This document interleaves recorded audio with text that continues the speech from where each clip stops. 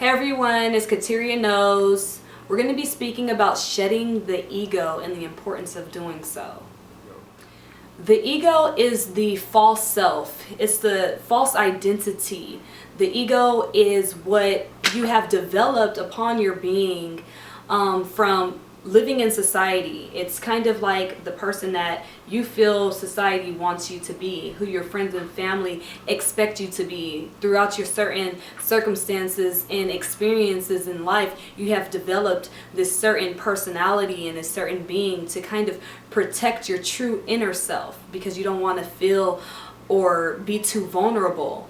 The ego is the child within, or I should say the undeveloped child within, the one that throws tantrums, the one that needs attention, the one that is seeking for everything outside of itself to fulfill itself with pleasure and other things. But it's just a sense of falsehood upon your being. It's the worst enemy. How you hear the saying, everyone is their own best friend and their own worst enemy. Well, your true self is your best friend and the ego is your worst enemy.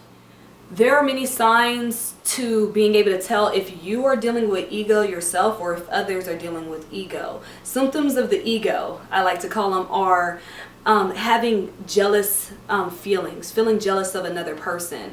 When you're jealous of another person, it's because you don't see your own true light. Because when you are dealing with ego, you don't see your own true light because the ego is not of truth. It's a false personality that you have developed due to circumstances around you or certain experiences. And the ego thrives on false attention from others. So when you see a person having jealousy, comes when you see a person having certain things in their life and gaining certain attention that you would want for yourself. But sometimes those things are very superficial, and that's what the ego is. It's a very superficial sense of identity, of self-worth and self-love that is unhealthy because it gets you into certain circumstances that are not conducive to your overall growth as a true spiritual being in life.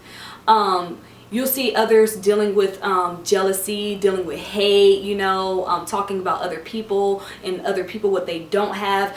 The ego can kind of deal with conceit, feeling like, oh, I'm this, I'm that, I'm everything. You want to be me. You wish you could touch this, certain things like that are when you are like that, or when others are like that, they are suffering from too much ego. When you see yourself or others like act out in manic bursts or spurts, or have like a heavy temper, when you're having a harsh temper or a manic spurt, you are saying, this happened to me and I'm not happy, I don't like it. It's all about I, and that I is the ego. You're not seeing yourself and what you have done and the role that you have played to attract this type of situation to yourself. Or while you're arguing with this person, you're only seeing your perception, and that's what the ego does. It has a limited view of things. It only sees its own perception, and it's limited to seeing the whole picture. So you want to get past the ego, because you get past the little I, the little self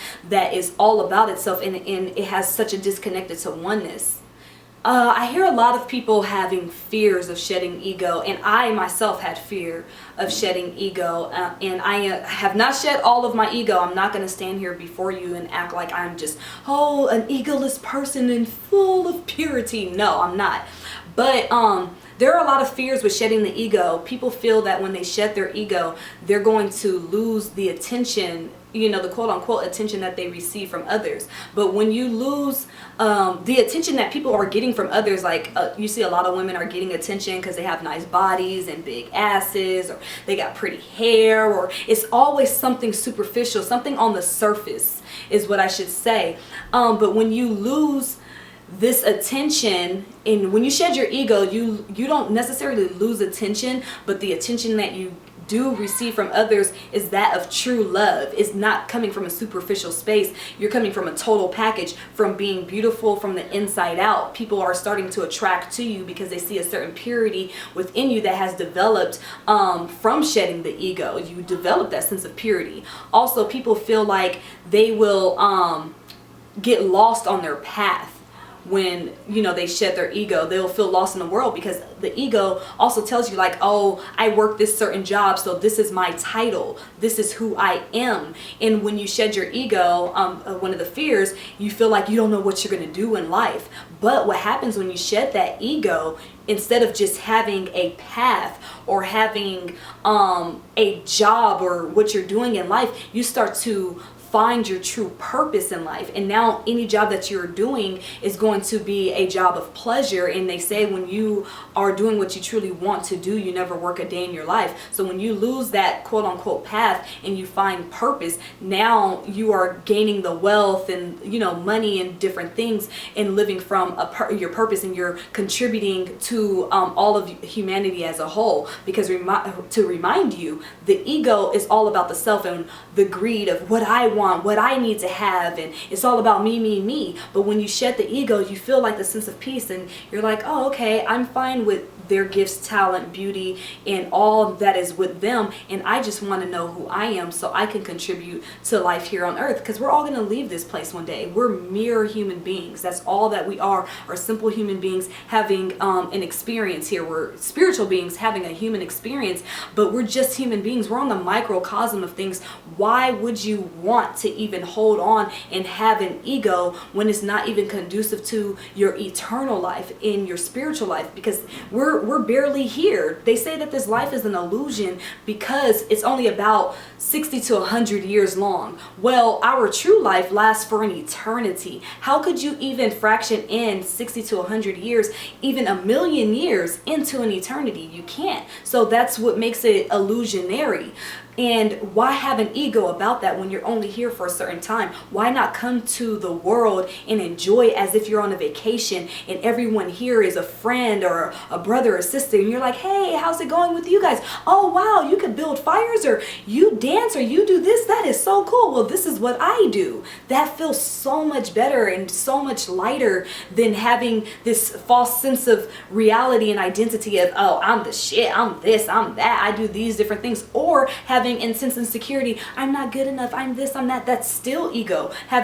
Being out of balance is what ego is. Being egocentric and feeling being full of conceit, or being totally insecure that you can't even produce anything to contribute to the rest of humanity. So yeah, those are the benefits that you get when you shed the ego. And those fears, we already know that fear is an illusion. When you shed your ego, you gain so much more in life. Really, there is no good time to use the ego. I would say using the ego would be when you use your ego, you throw yourself off of your divine purpose. Because anything that the ego thinks it could do, the true self could do it better. I do use my ego in certain settings when I feel attacked by people. I get into from time to time, I get into arguments with different females in particular who feel that they can challenge my being because I'm wearing these glasses and I shop at Trader Joe's and I'm a quote unquote square. Really, I'm not. And so sometimes I tap into that ego, like I have to boss up, like, nah, you got me messed up. I came to this peaceful way of life because of how many females' heads I had to knock off, like you. But if I shed more of my ego, I wouldn't even attract experiences like that to myself, and people will only respect me for the purity that I have. But even the true self still can be firm and have pride and say, no, you are not going to disrespect me. You are going to step over there. The ego, there really isn't much use for the ego besides it knowing that it is separate from others.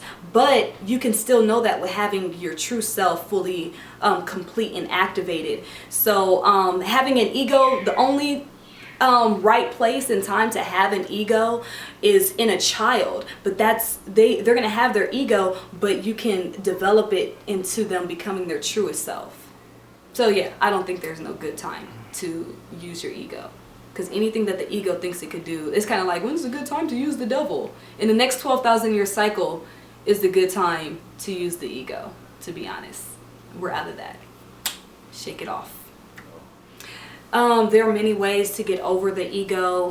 One of the greatest tools that I utilize to get over my ego is to remind myself of oneness, that we're all connected. The ego that I have is about the whole world, all of us as a whole, because we all have dope traits and dope qualities. I don't have all the answers. You don't have all the answers. But if we can put our pieces together as a human race, we will have all the answers. I feel like it's going to take a real serious alien invasion for us to see ourselves as oneness. So remembering oneness will help you shed the ego, help you shed the small I, and become of the bigger project that is taking place on Earth. Another thing that helps shed the ego is astrology.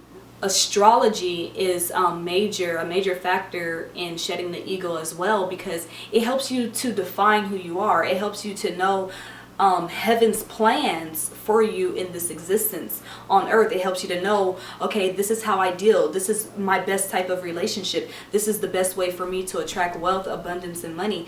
And this is the certain health issues that I will deal with as an individual. So it helps you to know yourself as an individual, but you will also know that you have certain things, but you don't have everything. But it will show you the gifts that you have, that you're able to contribute to humanity as a whole, and the part that you play in this life. So I love reading astrology. I love knowing, it always reminds you to stay in balance. Like right now we have Jupiter going into Virgo. That's my rising sign. And what you could do with that is you can overdo yourself. You can try to outshine or overdo things. But when you know that, you remind yourself to stay in balance with things and know that this is a good time for you, but also know to be in balance and know to chill out. You know, it's not that serious. We're gonna freaking not be here one day on this earth. What the heck you having so much ego about, you know?